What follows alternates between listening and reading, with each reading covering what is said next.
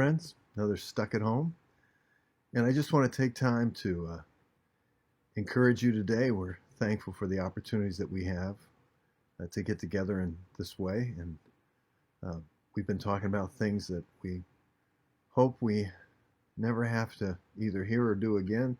Let's just say the word quarantine.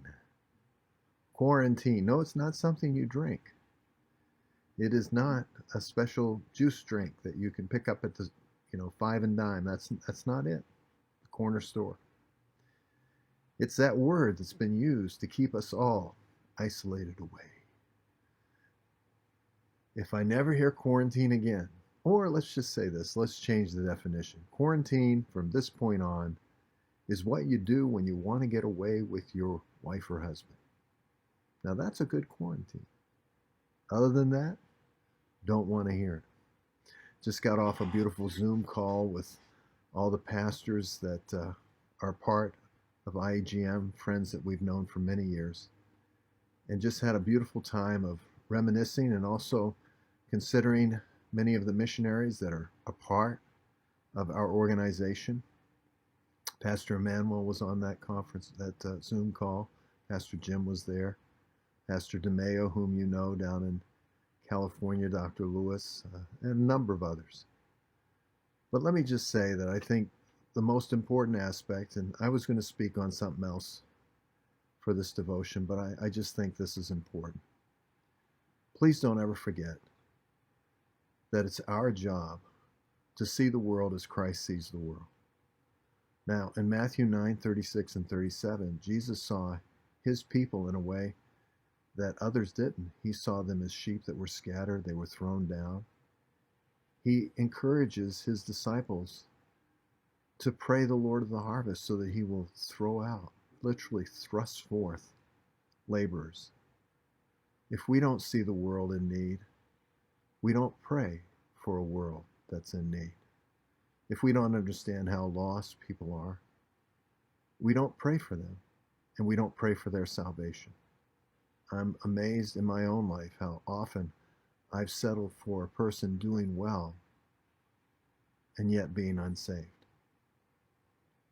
We need to see the world as Jesus sees the world. Remember in John chapter 4, after the woman at the well and the whole city came out and they received the gospel, Jesus said, don't think that there's many months till the harvest. He said, lift up your eyes and look.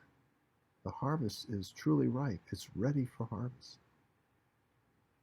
Now, all the events that have been happening in our community and are continuing to go on tells me that there's a tremendous void in the heart of mankind that they think they can fill with the cause. Perhaps we'll talk about that another day. But it will never be satisfied. These things will never satisfy the human heart. Only Jesus Christ can take and fill that void. He was the one that put eternity in the heart in Ecclesiastes 3:11. He is the one, the eternal God, that they need to meet. I'm asking us to never forget to see the world as God sees the world. The fields are ripe. They're truly ready for harvest.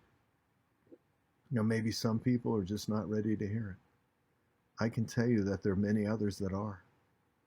We have to find a way to reach them, whatever way that may be, whatever door God opens. I love what the Apostle Paul shared in 2 Corinthians chapter 10.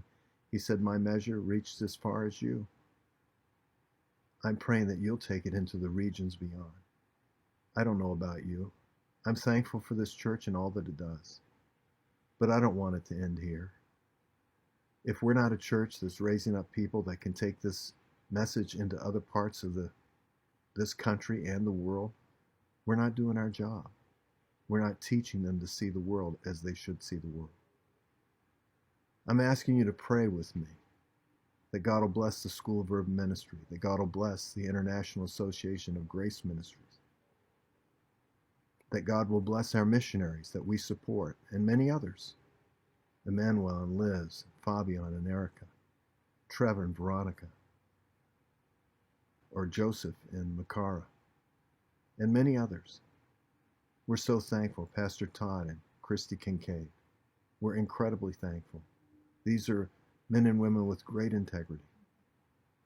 I'm praying that some people in our church will consider short-term ministries to visit these churches, to be inspired by what they do.